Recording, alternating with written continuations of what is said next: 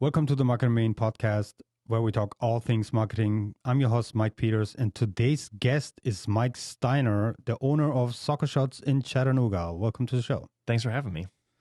So, Mike, you told me a little bit upfront about what you do, but tell our audience a little bit more in detail what Soccer Shots in Chattanooga is. Yeah, so Soccer Shots is a franchise company. There's around 145 franchises across the U.S.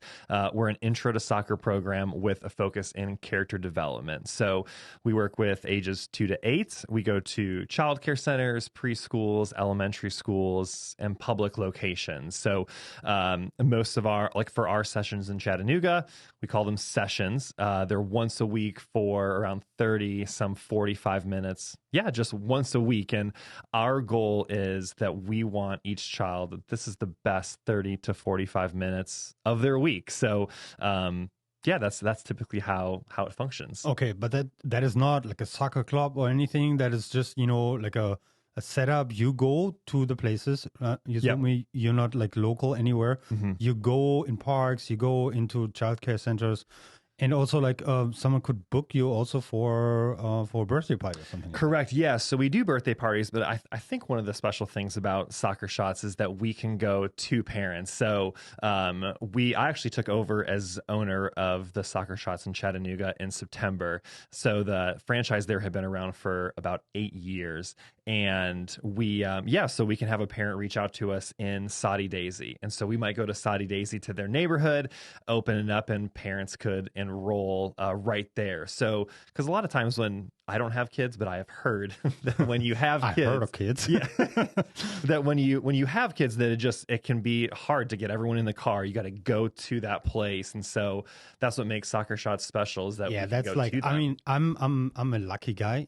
I have an awesome wife that does all that for me. I don't have to do anything. I run my companies and that's it. Mm-hmm. But yeah, that's what she tells me all the time. How hard it is. Like we have 3 kids. One of them is like a very small child, was 4. She's going to turn 5 soon.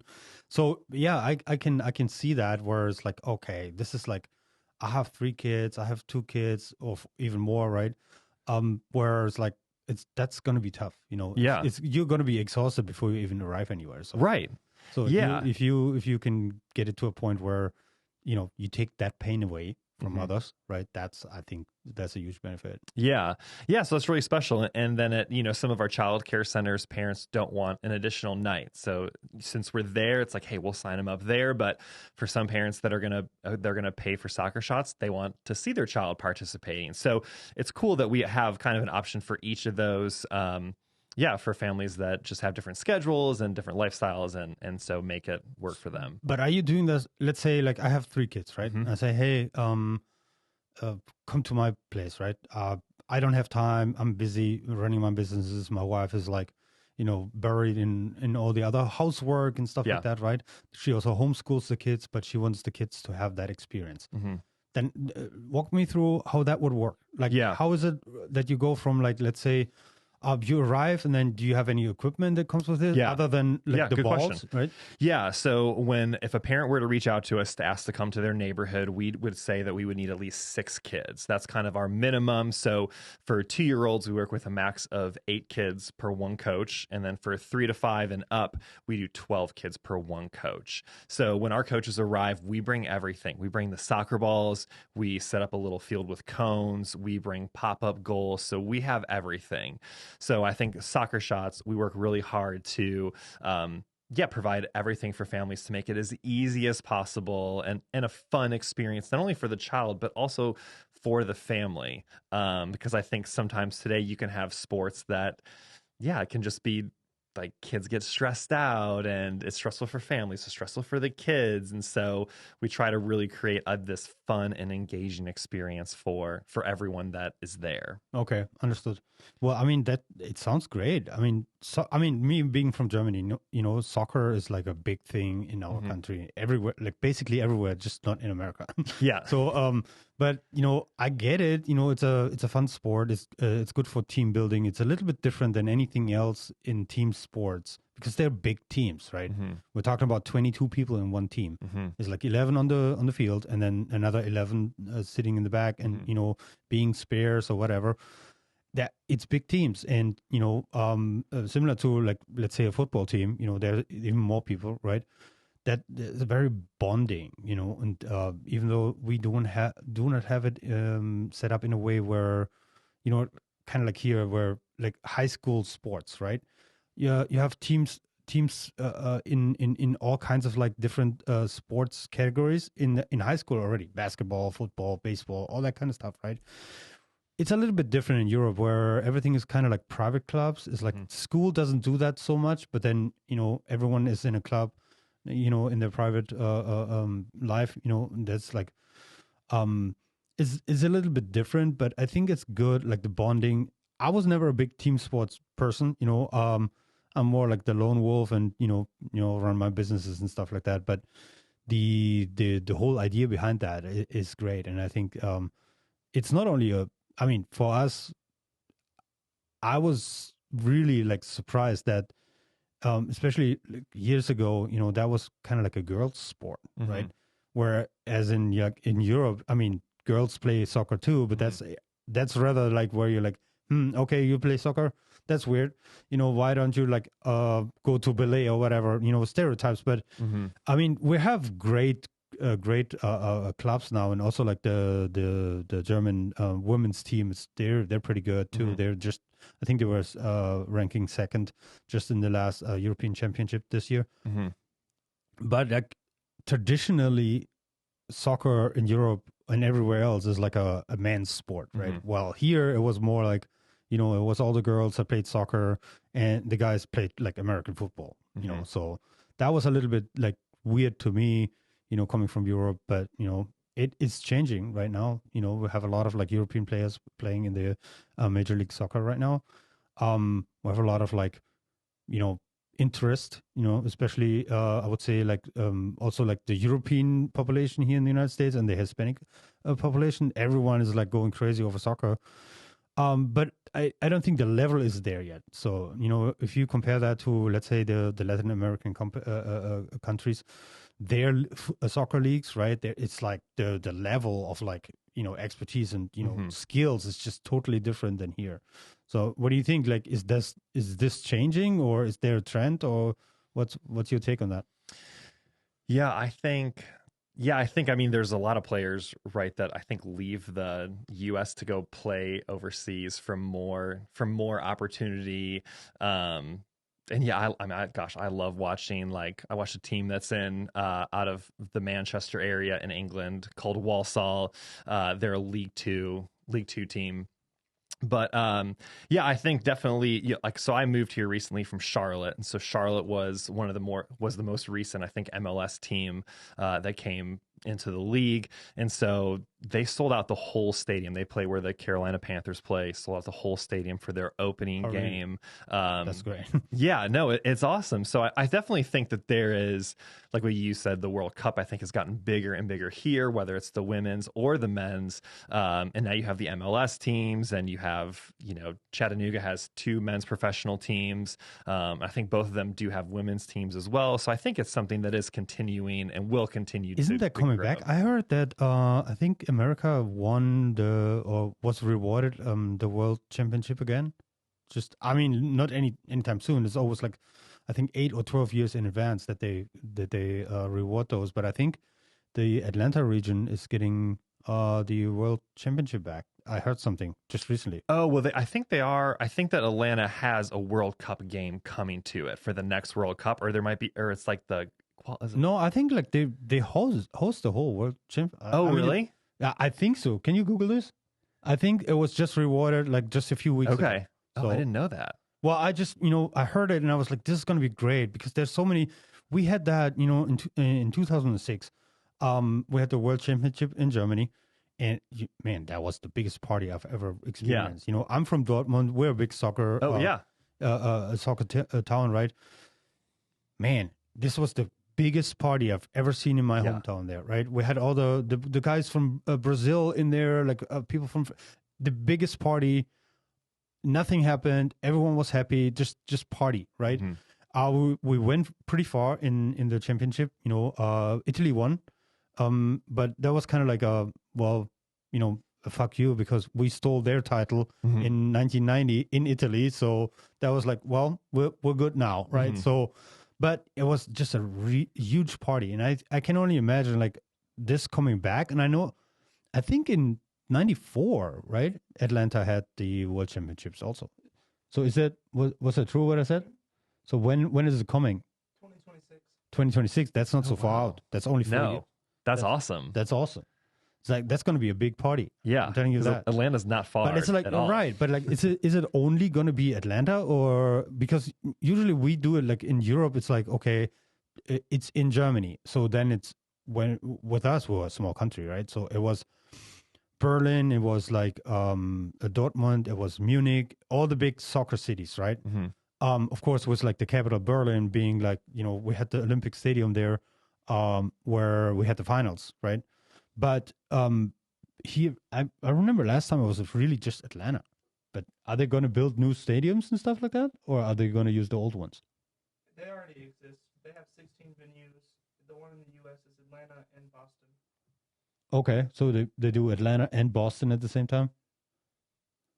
And then what else? Any other cities? Just in different countries. Toronto, other countries I can't pronounce. Oh, okay.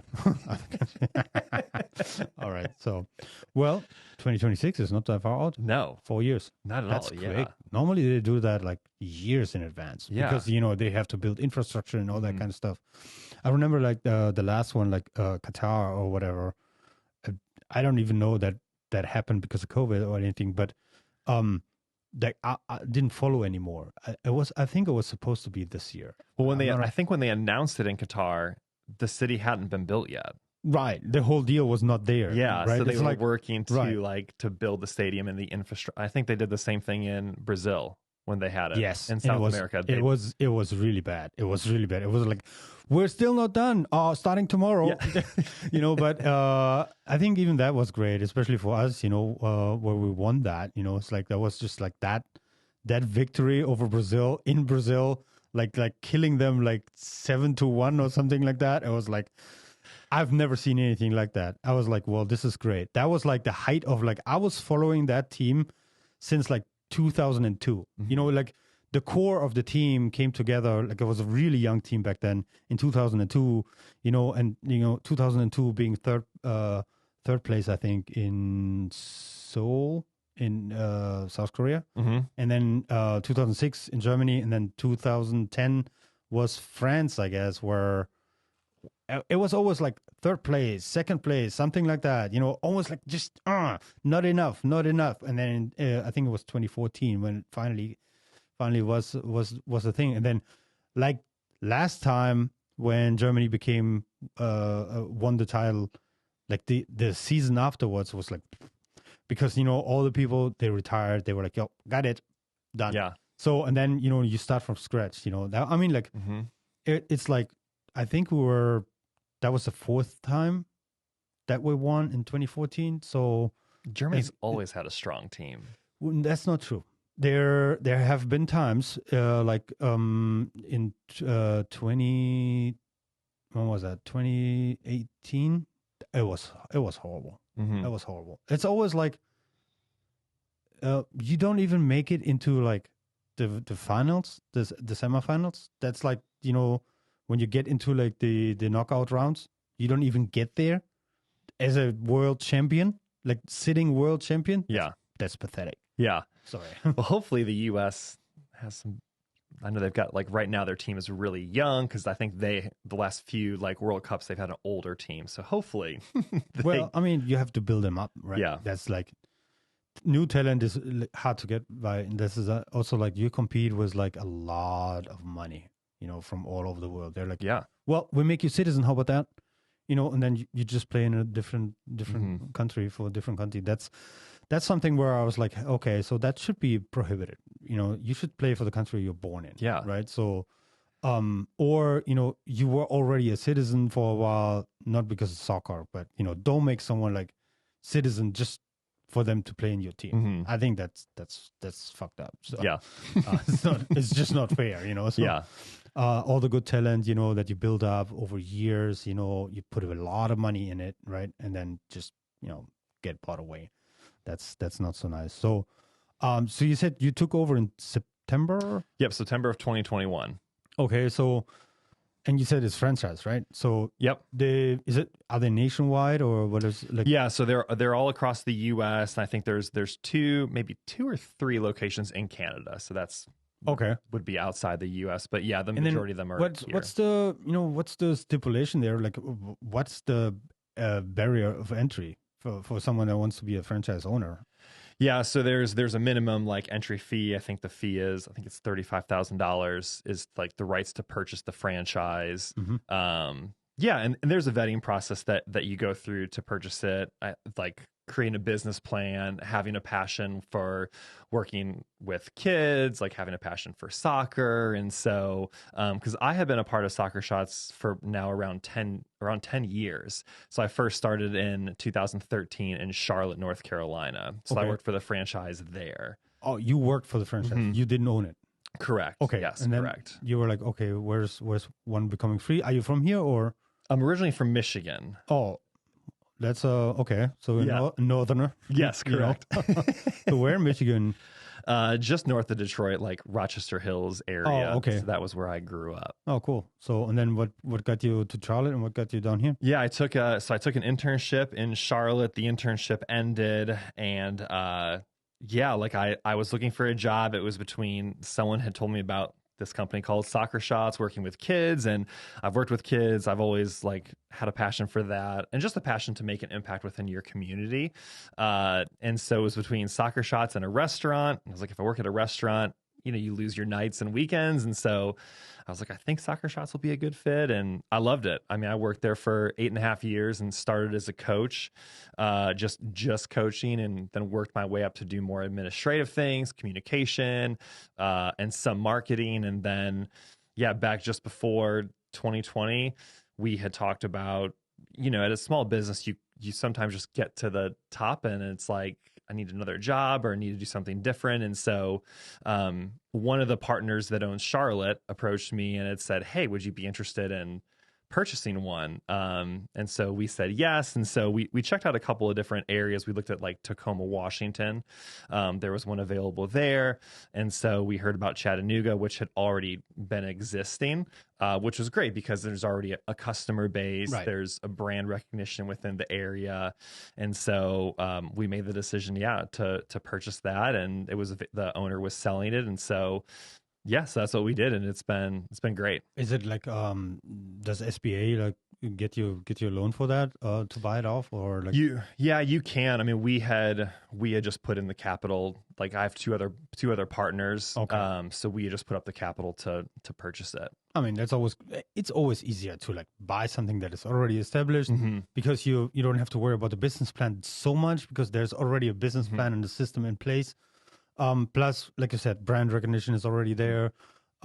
We do that, you know, like I do a lot of like consulting for people from Europe to come over here, buy businesses, and they're, you know, the trajectory is going more into the direction of like, well, we have cash, we don't want to risk anything, we buy something existing, right? Where it's a business, it's not like someone going out and there's no business left. It's really something where, you know, there's an established business plan not needed because business plan is basically what have we done so far to get here, we're profitable, and then go from there. Yeah, and I think that's, gosh, there's a couple of different people that I like listen to who run businesses, and that's what they've said is like the U.S. doesn't need more businesses; they need more businesses almost like well run. And so that's why, yeah, like you said, there's a lot of people that are purchasing existing businesses and continuing to grow and scale them. The majority of small businesses that are floating and, you know, alive and kicking are held by baby boomers. So, and you know what's happening right now, right? Every day that we like live through this, 10,000 of them are retiring. 10,000, and they have a big problem because there's no one that wants to buy their businesses. There's not enough people buying those businesses, so a lot of those businesses just die out. Yeah, you know, I mean, there's a few like really busy investors that buy a lot of them up, and then combine and then build some like real big corporation out of it. Yeah. That's the way to go. Yeah. But like it's you can strike some really good deals with them too. Yeah. Because they rather have their business surviving and they're making a little bit less money on it, or they're very creative when it comes to financing, owner financing, than, having to see their, like they put everything in it for years, sometimes like 30, 40 years, right? Or more. And then they see it die. No one wants that. Yeah. That's like a child, right? Right. So they get very creative with like owner financing and making it work for the right person. So I would always recommend anyone that wants to have a business, go and buy one, because what I did, like starting something from scratch is like, man, it's hard work. It's hard work. Yeah. It's a lot of risk too. Yeah. It's a lot of risk. Yeah, we actually, my two other partners and I, we own the one in Chattanooga, and we also we own one in Boise, Idaho. So the one in Boise is brand new. So no one had started that. Okay. So we hired two people that are local that are helping really drive, branding, marketing, hiring coaches, and it's just a totally different, between Boise and Chattanooga, there's two totally different issues, right? One is continuing to grow and scale and build brand awareness and market, and the other is just like you do whatever you can to get the word out. And well, right. I mean, like it's especially startups, right? It's very hard to do that. The question is always like, what are you doing for marketing? Mm-hmm. It's like, what is the right thing for your type of business in that region? Right? Yeah. So what are you guys doing for marketing? Yeah. So and again, we kind of have with Chattanooga, I'll kind of mainly focus on it's like a lot of social media. That's one thing, right? Like Facebook, Instagram, even LinkedIn. And I think what I have seen, at least from a lot of some smaller businesses, especially who can be franchises, they have a lot of stock photos. And for us, it's really important to show that there are real people working for a real business and that have a passion. And how can we, when it comes to the social media stuff, how can we talk about our core values as a company? How can we talk about who we are? Like all those different stories that make up your business is so important. So we post in Facebook groups a lot of just like, what are we doing? Who are we? Instagram, we try to do like live interviews with our coaches and who are coaching the kids. I mean, really aiming towards our demographics. So we also do stuff on TikTok. Like that's another piece of it, is how do we show then, and TikTok is a different animal from Facebook and Instagram. With TikTok, we're trying to show a lot of our culture and who Soccer Shots is, because, it's like, I think one thing that I've talked with some of our staff about has been like, we're always selling, but we don't always want to be selling. Like, well, yeah, absolutely. I mean, build a whole company around it, right? Yeah. Content marketing is the number one way to, it's basically like modern day PR, right? Mm-hmm. Public relations. You show who you are, you show your culture, you establish your authority in your field, right? And you let other people in on how does our company work? Mm-hmm. I don't sell you anything 80% of the time. Yeah. And then 20% of the time I was like, hey, you know what? We actually also need to eat. Here's an ad, sign up, get us in. We come, stop by, and you do, like your soccer training. Yeah. Yeah. And I think for us too, when it comes to any social media marketing, I mean, for me, like I want to be very clear that like we are a soccer company, we are charging families, but we do really have a passion to make an impact within our community. And especially coming out of years of COVID, for like a lot of families, kids have been kept at home. They haven't been able to do a lot of activities. Like some kids who are 2-year-olds may not have had a lot of social interaction at all for the last 2 years. So this is like, for some parents, Soccer Shots is the very first group activity and sports activity that we have. And so we have a real ability to make an impact. And so I want to make sure to highlight those things then as we're doing marketing, whether it's flyers, social media, TikToks, any of that stuff. And so one other thing that we try to do that I think is good is also working with other local businesses. And so we did this event we did it in Charlotte too. That's kind of where I had gotten the idea from. What was called Kicking It, and so we worked with the local gym, and the gym offered free workouts for families, and we offered free soccer for kids, and so it was a great way to like cross promote and just like promote also healthy activity within the community, and kids can come do soccer for free, and hopefully some of them have never done soccer shots before, and parents can come and work out for free. So also just trying to be unique, within the marketing world and not do what everyone else is, doing. Like, how do you stand out? Yeah, that's right. And then, like I said, the it's also the volume, right? So what volume can you deliver? Because, the people that are really successful at that right now, they're just like dumping so much content on the internet, like no matter what channel, and you said like, oh, we're even on LinkedIn. I think you're underestimating LinkedIn. LinkedIn is the best platform in the world right now when it comes to it's just underrated. It's the good thing about LinkedIn right now is just the organic reach that you can have, with the targeting tools that you even have as an unpaid, organic tools, if you will, is just unmet. The whole social media world is like LinkedIn is just doing everything right for professionals like us. I use LinkedIn, like I built a following of 7,000. In like under a year, I'm still growing by the day.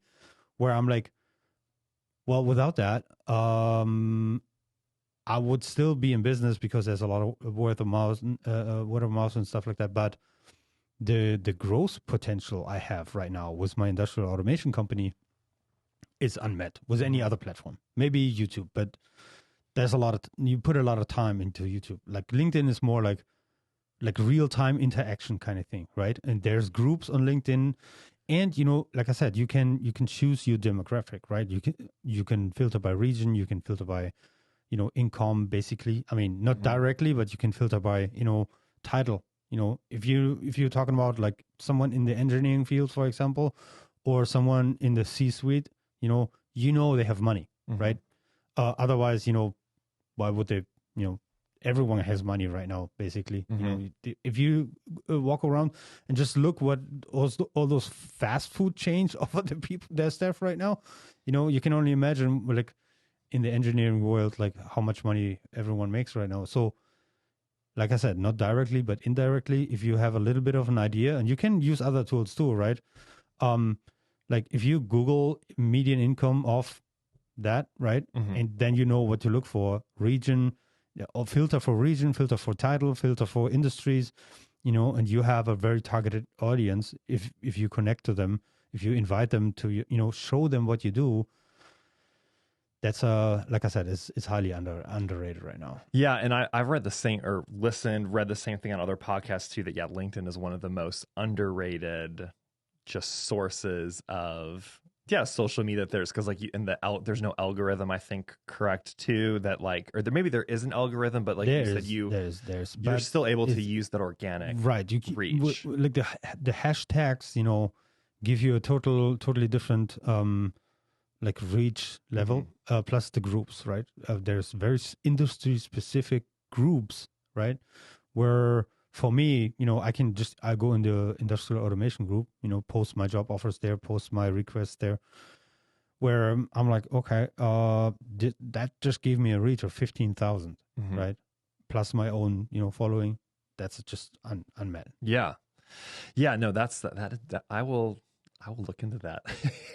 Yeah, because we've used it for a long time. Like, and I've, as a newer business owner, like that's still stuff that I think it's also just so important too, to like, who can you listen to? Who can you read? Like who's also doing twice as much as I am, so that I can learn and like do those same things and, differently for what works with our business and how we do things too. And like, I've learned that you can also do, with Google, you can post from your Google My Business account, and that gives you some organic and natural, absolutely natural reach as well. We use that for our business here, because it's now the first time that we're really like a brick and mortar, business.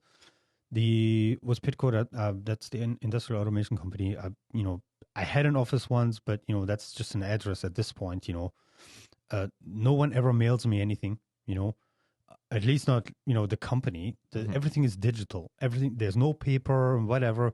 Like no bill comes in paper anymore, right? Nothing. The only people that still send letters is the IRS, and they send it to my personal address anyway. So therefore, you know, we don't needed that.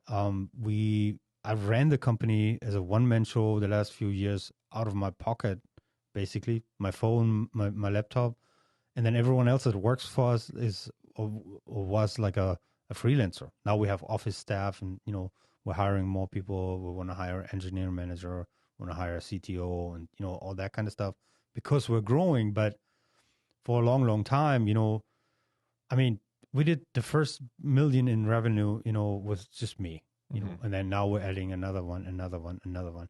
So we didn't need that. But for this type of, like, I mean, you cannot do this remotely, right? I mean, you can, but then you don't have the quality of sound, you don't have, right?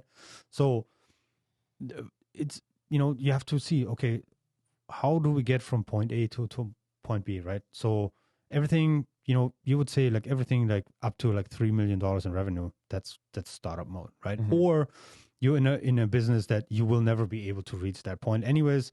So you're a very small business, right? But then, like you said, you have to scale somehow, right? If you're in a space that you can't scale, you're not in the right space. So, and I see what you have there, you know. So you're not planning to stay small. So therefore, you know. So 10xing everything is not a bad idea. So that's actually, you know, every time I'm thinking about, okay, what do I want to achieve? Then I 10x that, and then I have a goal that is maybe not 100% achievable anymore, but you know, at least I have a goal, you know. Yeah, and I think for me, one thing that I have continued to learn, like especially when you talk about 10xing, is it's the output. And I think sometimes business owners can be afraid to take a risk and to do something that's like, do it and put as much action behind that as you can, whether that's like social media content, videos. You know, I think there's people that are putting out content that doesn't have to be well polished and perfect. Again, like I think, especially at least in the space that we're in, people want to know that it's real and that there's real people, and there's plenty of other businesses that have perfect photos, stock photos. And so, and again, it's just like, it's a lot of work. And I think sometimes, you know, you see people who have a huge following and who have huge businesses, and like that takes a lot of time and a lot of hard work. Yes, and output. That's the thing. It's like, I think you know, I'm packed right now with work, right? I'm like, I could not do anything more than I'm already doing, and then I'd still do it. I still do more. You know, I just, okay, what are we doing? Oh, we just add another person. I can't do it, and add another person. Yeah. I still do, like I said, I still do enough. Like in the last few months, we're like 120 hours a week, 130 hours sometimes. Like really just like barely sleeping. It's like just running on fumes. Yeah. So we'll do grand opening tomorrow. And then on Friday, we're going to go down for the long weekend to Florida to just do, I don't want to hear anyone. Just don't call me, nothing. You know, I'm just going to take a break 4 days and then come back and then 150%. Yeah. And especially with small businesses, I think that's somewhat, there's just a lot of work. There's always stuff to do. And so I think the staff that we have does just a really phenomenal job of like, there's really busy seasons and then there's some slower seasons, and there's this ebb and flow.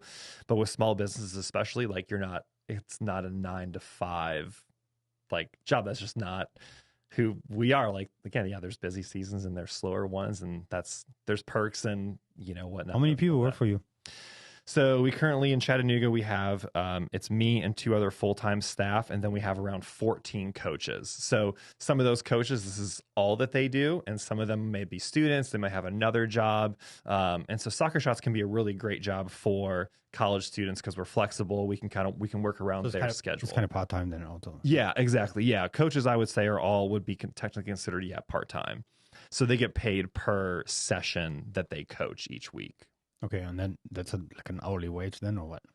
Yeah, they just get paid per. So like every coach, when we hire them in and onboard them, they start out at $18 for every 30 minutes that they coach. Okay, well that's $36, huh? Oh, I mean, like, what about like driving costs and stuff like that? Yeah, Is so that that all we that's kind of all encompassing in that together. So it also, like, you know, when we hire a coach, we want to know where they live, where are they going to, where are they coming from, so that we can also give them a schedule that works best for them, so that they're not driving 45 minutes to coach one 30-minute session, to which Right. your point is like, well, that's not, may not be worth it. So yeah, some of our coaches coach 40 sessions a week. a So week? yeah. Okay. Well, that's not part-time anymore. That's full-time. Yeah, If you so consider the driving and everything, yeah. yeah, no, it's a lot. So yeah, they might go to a child care center in the morning and coach 30-minute sessions in a row. Then they might go to a preschool, then an elementary school. And that is that the main income source of your business? Like just like we set it up and it's like a year-round thing and it's like steady income. Yeah, so yeah, the main part of it is going to be the year round at our child care centers. It's just the monthly recurring revenue from families. Okay. Well, that's the way to go. It's like, you know, set it up in a way where you have recurring revenue, right? That's a one-off sale is, I mean, you can do it, but it's you know, it's very tough. It's high risk and everything. So I went away from that as far as possible. With, you know, in the beginning we did like, oh yeah, I come to you, I work for you for 6 days. That's not a problem. It's very expensive, but then afterwards I'm broke again, right? The whole freelancer deal. Now we're trying to only do like long-term and like medium-term staffing, you know, where it's like 3 months, 6 months, sometimes a year, sometimes 2 years, right? Where it's recurring revenue. You know, we get paid once a month, a big chunk of money, and that's way better than anything else. Same with our digital marketing. You know, we do the content marketing. You know it yourself, right? Content marketing doesn't make sense if you do it a one-off, right? It's like peeing in the pool. You know, it's like nothing will ever like stick. You know, so we do like a year-round, year-long subscription models. So you pay once a month, you know, and you know we run everything for you. So that's a steady income flow. That's like recurring revenue. You know, basically not software as a service, it's podcast as a service, right? So that's no one else does that in this region either. So you can rent podcast room, but then you're on your own, right? Yeah. So we do everything for them. That's taking a lot of pain away, like you do, right? You drive to the parents. You know, you don't have to worry about that. Don't get 6 children in the minivan, right? And then like, oh, we forgot this, we forgot that. Horrible experience for the parents, right? The kids still love it, but the parents, they kind of hate it, right? Rather than, you know, we take that pain away, we come to you, we set it up, you know, we train the people, we make sure everyone is insured and all that kind of stuff, right? Peace of mind, right? Same. And it's it's the value. I mean, and that's what we charge parents. So my goal is to continue to provide the most value possible. So especially at child care centers, right? Like if you enroll your child for that, you don't see them play. So one thing that we do is once a month, we send out this big, it's like a newsletter, and it's everything that your child's going to learn. And then we give every parent. So this past spring, we had 1,800 kids enrolled in our program. And so we gave just in Chattanooga. Oh, wow. So we gave every parent an opportunity to say, if you want personal feedback on like how your son Joey is doing, let us know. And so we reach out to the coach sends us a blurb, and then we pass that back to the parents. And like, that's something that's really unique. And one thing that I always tell parents, whether they have feedback, good, bad, is as much as we continue to grow, I never want a parent to feel like that they're just a number. Like, they're really important and they're a customer. And that's really important to me. And I want to make sure that they're getting the value and like they paid, and I want to hold up our end of the deal on that as well. So yeah, absolutely. No, I like that. So what does it cost? Yeah, so it typically costs, so for most of our childcare centers, it's $64 a month. So that covers the whole month, and parents can jump in or jump out. That's once per week for 30 minutes. Per child, or? Yep, per child. Okay, so 64 for the whole month, and that's like what, 4 sessions? Yep. Yeah. Well, if there's 5 weeks, like at our childcare centers, if there's 5 weeks in a month, we that's either a free week, or if we had to cancel because of rain, it's used as like as a makeup session. Okay. But the price breaks down to the same as far as at a public program. Like if it was a 10-week season, it'd be $160 for 10 weeks. But that's like the like you said, that's like they enroll, they're there every month for the whole year, and that's 6. What if I want you to come to my place and like set up? Yeah, so the cost would break down to the same. So we typically try to keep everything in line. So we have like our fall seasons that kicked off last week. So those are 12 weeks. So it's 12 weeks and it breaks down to $16 per child per week. So 16 times 12, I think, is 192. Pretty sure it's 192 for that. So yeah, it'd be 192 then for the 12 weeks. And that's like 3 months. Okay, that starts what, September, runs until. Yeah, we typically start in Chattanooga. Every kind of like every franchise has the ability to do what works best for their area. So like here, school starts in August 10th, which is so early. It feels like. And so, yeah, we start with a couple of weeks in once parents get in the groove of things. And so it starts end of August and it'll go through like beginning of December. Okay. Well, does school start and differently up there? Well, in Charlotte, for soccer shots, we always started in September because schools will typically start a little after like Memorial Day. So yeah, it's just like August 10th just again feels early from some of the other locations. But it's like, okay, so but when does summer start? School? I think schools here get out around end of May. Here, yes. Yeah. Like in Charlotte, then later. In Charlotte, yeah, it was sometimes like in June. Like early June. Oh, I see. So well, it's basically like half a month off then. Yeah. Yeah. Okay. So yeah, there's just some little differences like that, but yeah, so that's typically how it works, and it's cool that some of our public programs we have multiple groups at. So if you drive by one, you'll see kids with a bright orange shirt that stands out, and so bright orange is a pretty obvious color, right? So that's why they use it in hunting. Yeah, exactly. Hey, you see me? Don't shoot, please. Yeah, exactly.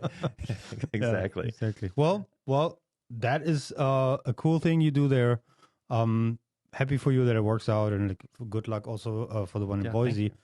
If you ever need help, we're here. Yeah. If you ever need engineers, we're also here. On the other hand, that's really cool. I love that for the kids there is something like that. Definitely will spread the word for you too. Yeah, thank you. Not only on the podcast, but also like in private, because there's a lot of people that are looking for something like that.